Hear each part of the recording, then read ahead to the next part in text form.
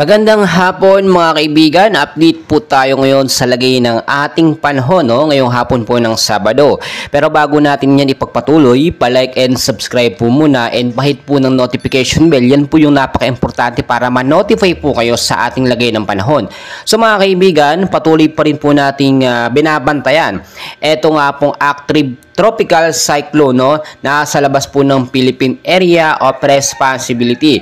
Kaninang hapon po ng alas 3 ay muli pong namatan ito pong si Tropical Depression Maliksi na may lokasyon pong 985 kilometers west of northwest of extreme northern Luzon. So nakapansin nyo naman, mas lumapit pa po siya yung direksyon papasok dito sa ating Philippine Area of Responsibility.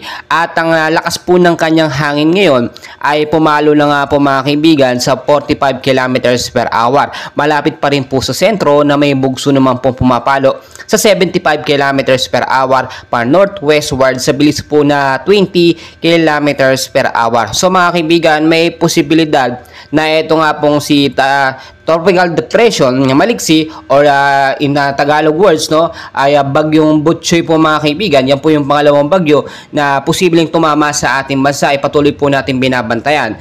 As of now, wala pa naman itong direktang epekto sa ating bansang Pilipinas, pero patuloy po natin yung minomonitor dahil posible ang maging banta sa ating bansang Pilipinas bilang isang malakas na bagyo. So bukod po dyan mga kaibigan, may hypnosis din tayo. Ito pong mainit na hangin na nanggagaling sa karagatan Pasipiko ang siyang nagbibigay po ng maulap at maalinsangan na panahon sa ilang bahagi po ng Luzon, Visayas at Mindanao. Itong easterlies po. Kung titignan nyo mga kaibigan, forecast weather condition natin sa area ng Metro Manila, kasama na po dito ang ilang bahagi ng ating bansa, posible pong maging maulap. Ang ilang parte po ng Luzon, Visayas at Mindanao ngayong hapon po ay maulap po ang panahon at ang iba ay nakakaranas ng mahinang pag-uulan dahil po yan sa easterlies at eto nga po nasa labas na tropical depression na si Maliksi. So maging handa po tayo sa posibleng pagbabaha, gayon din sa landslide, sa mga landslide prone area sa matataas na lugar. Asahan din po ang mga isolated light rains to heavy rainfall pagdating po sa gabi.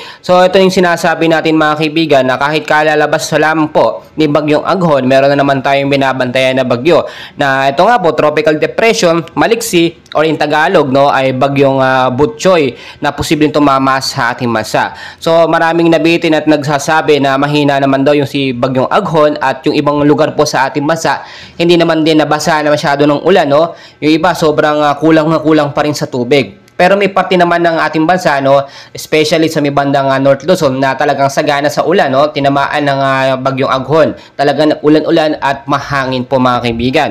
Pinapaalala ko lamang din po na posibleng 1 hanggang 2 bagyo po ang pumasok ngayong buwan po ng Hunyo. At dahil nga po na malapit na tayo, at rainy season na po ang ating binabantayan ngayon at pinaghahandaan dahil patapos na ang heat season. Asahan po na sunod-sunod ang bagyong daraan sa ating bansang Pilipinas. Lagi ko pong pinapaalala, maging handa po tayo anumang oras. Kung kayo po ilalabas na inyong mga bahay, ugaliin po magdala ng payong jacket kapote. Panlaban po yan sa biglaang pag-ulan, especially po sa may bandang hapon. Asahan din po within 24 to 48 hours ay magbabago po yung direksyon nitong si Tropical Depression Maliksi. Posibleng lumihis ito palabas ng ating paro, papalayo sa par, or dumikit o pumasok na dito sa Philippine Area of Responsibility. So patuloy po nating i-monitor yan at i-update ko po kayo time to time sa lagay ng ating panahon. And please, huwag pong kalimutan mag-like and subscribe mga kaibigan.